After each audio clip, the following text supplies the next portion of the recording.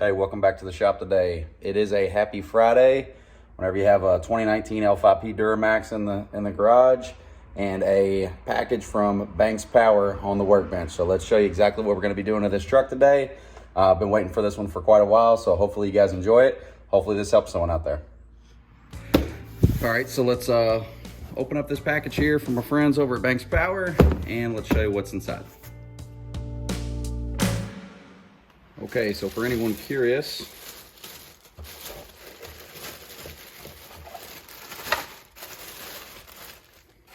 we have a triple pillar gauge pod. Really excited about that. And then we also have a couple of iDash 1.8 super gauges. So let's open these up. All right, ladies and gentlemen, so this is what is on the agenda today.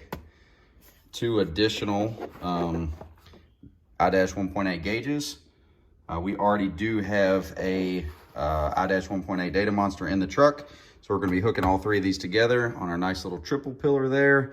And I will be showing you guys how to do that. Now, Banks does offer lots of great instructions with all of their stuff, and that's inside here, as well as the stuff with the pillar mount. And it also comes with some other hardware that you're probably gonna need. So let's get right into what we gotta do and what tools we're gonna need to make this job a success. Okay, so let's go over some of the tools that you're gonna need. You will need a Phillips screwdriver. That is for this little additional piece when you're putting the pillar back on. It does recommend you can use a flat blade screwdriver to remove a couple caps. So I have a very small one here.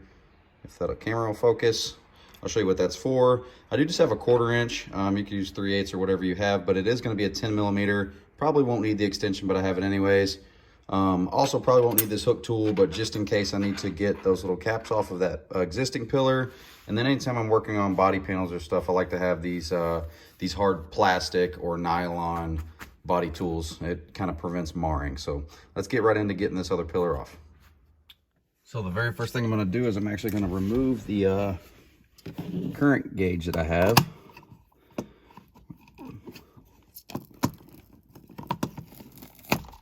Been stuck on there for a while. Just gonna let it hang over to the side. We're gonna work on removing these 2 caps. Now this is where it does recommend a flat blade screwdriver or just a little tool. Maybe a flat blade screwdriver is better. Just pop right out.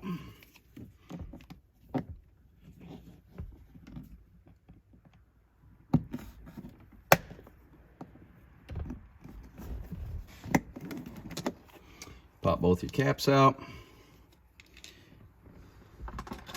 Now you will use your little ratchet to remove your 10 millimeter hardware.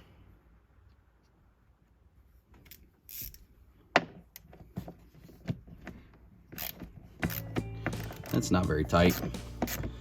So we'll back both of these out. Okay, so now we do have our 10 millimeter hardware removed on both of these. You're gonna grab down on this and you're gonna pull it down pretty snugly. So once you have that popped loose, you're gonna slide it outward like this, and your pillar is removed. Very simple. Okay, so the next thing that we're gonna do is install our little tiny well nut. Now, you're just gonna take it and press it right up in this slot here. It should slide back and forth. And that's what our top screw for our pillar will hook into. Make sure you don't drop it. Should just install just like that. And then when you're going to test fit your gauge, you can move it up or down depending on where it needs to be. And this is where your Phillips screw will actually screw into. Okay, so I'm just gonna very briefly go over some of the content you get in these kits. Of course, you do get your gauge. You have your 4-pin and your 6-pin connectors, and all this stuff is packaged very nice. You do get a sleeve for your gauge if you need it. We're probably not gonna use that. You do get your Y cable. So you have your 6-pin connector here, and 2 6-pin connectors here, and this will daisy chain all of your iDashes together.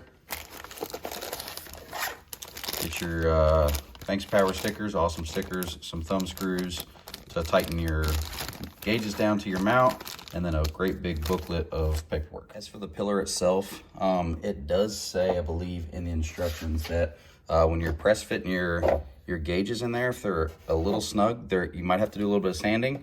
I can tell you that mine are a little snug, so what I'm probably going to do is I'm just going to use a little Milwaukee grinder here, and I'm probably just going to smooth those out just a hair so they fit in there nice. Now you can just use hand tools for this, but that's what I have, so that's probably what I'm going to use.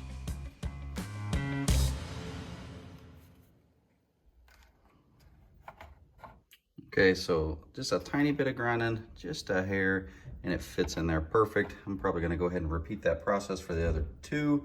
This literally took about 15 seconds to do, so the whole thing should only take you about a minute.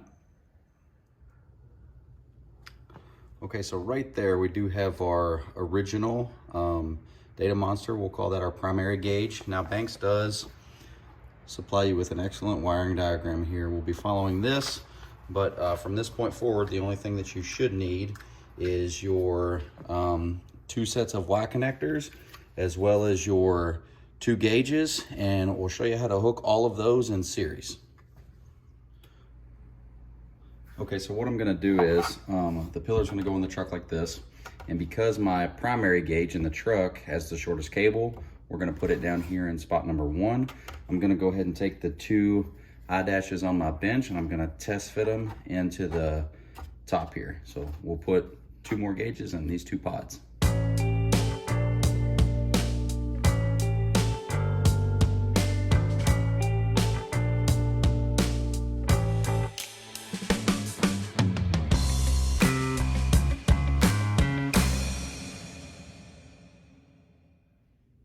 Okay, so we do have our 2 additional gauges here hooked up in our triple pillar. They press fitted in really nicely.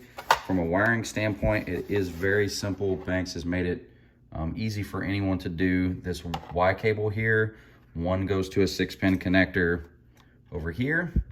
It comes down, the other Y goes to the 6-pin connector. This remaining 6-pin connector will go to our primary gauge. I'll show you guys that in a second. And then there's a 4-pin connector that comes from the OBD2 that'll actually hook into that primary gauge as well. And the remaining 6-pin will go to the 6-pin connector coming actually out of the firewall. Now, one thing that you have to note is, hopefully you guys can see this, right here, that little black cap, that's called a terminating cap. So that terminating cap right there has to be installed on your last gauge in series. You'll pull it off of this one, and you'll pull it off the front one. The very last gauge in your series gets that terminating cap. That allows them all to connect together. And just for that reference, that terminating cap is a little bitty 2-prong connector, and it looks like this, but it just simply slides right on. Now, one thing we are gonna do is we're gonna go ahead and take our primary gauge, and we're gonna insert it here and get that nice and snug. Okay, once you have your other primary gauge installed, you should have all 3 installed. You're gonna take the remaining 6-pin connector here. You're gonna plug it over into the 6-pin connector slot. There is only one on the iDash, so you can't mess it up. So now all 3 gauges should be hooked to one another. You have 1, 2, 3, all but the 6-pin. You have 1 remaining 6-pin. Like I said, that does go to the one coming out of the firewall, and the remaining 4-pin that'll connect to here is the one coming out of your OBD2 sensor under the hood. Let's walk through the wiring one more time. I do have all of the gauges installed. This is the 4-pin connector. The 4-pin connector is going to go to your main gauge. I put mine at the top. This goes to your OBD2, the 4-pin. You have your first Y. Your first Y goes to your 6-pin connector, comes down. Your first Y gets hooked to your one that goes underneath or through the firewall and to your Derringer. This truck is equipped with a Derringer. The second or the first Y goes out hooks in to your 6-pin connector on your second gauge, and then the third goes right down to the third gauge, so all 3 are hooked in series. Very plug and play, very simple. Okay, so now we are back inside the truck. Did you show you all of the wiring that was hooked up here? I do have my gauges and everything ready to go. The only thing, I probably should have test fitted this first, but the only thing you're gonna do is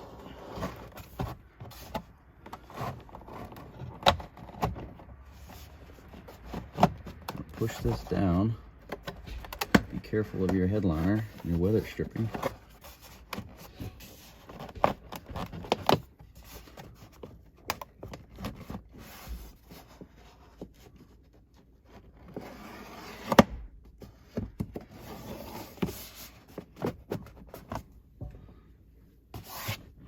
Not sure how well the camera's picking that up there.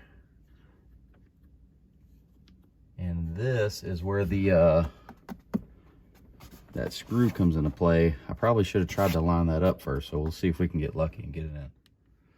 No kidding. I started that in and it lined up the very first time. I didn't sit here and fiddle with it or anything.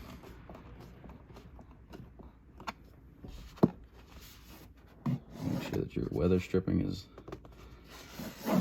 over everything. Just make sure that screw is nice and snug. Probably don't want to go crazy with it. The moment of truth. Put the key in. Of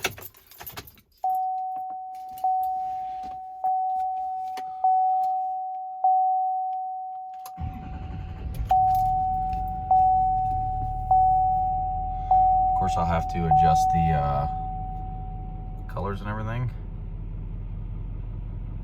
and what we want to be displayed. I'll show you that in a second. But yeah, all in all,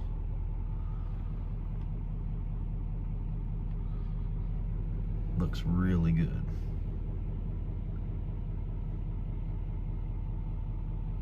Super easy to do too. Let's get them all looking the same. So we've got them all looking the same. I don't have them all set to where we want them.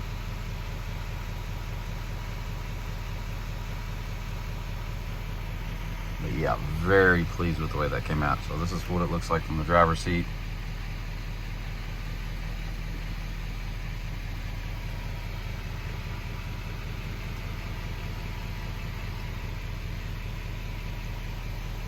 Very pleased with the way it came out.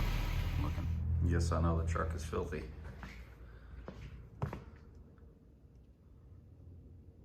Man, it came out looking good.